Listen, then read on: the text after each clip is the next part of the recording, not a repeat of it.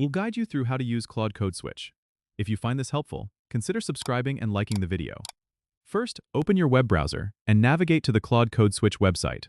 Once you're on the home page, log in with your credentials or create a new account if you haven't done so already. After logging in, you'll be taken to your dashboard. Here, you will see an overview of your recent projects and activities. To create a new project, click on the New Project button located at the top right corner of the screen. You'll be prompted to enter a project name and select a programming language from the drop-down menu. Once you've filled in those details, click Create. This will take you to the coding interface.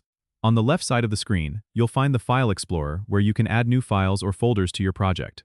To do this, right-click and select New File or New Folder. The central area is your code editor, where you can write and edit your code. Claude Code Switch offers syntax highlighting and auto-completion, making coding more efficient. On the right, there's an integrated terminal where you can run your code. To execute your code, simply type the relevant command, like python script.py for Python files, and press Enter. You can also switch languages mid-project by using the Code Switch feature. To do this, click on the Switch Language button in the top toolbar, select your new language, and the editor will adjust accordingly.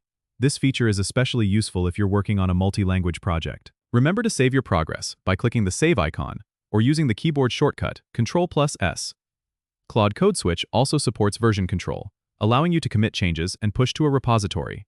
To access these features, go to the Version Control tab and follow the prompts. Don't forget to subscribe and comment if this helped you out.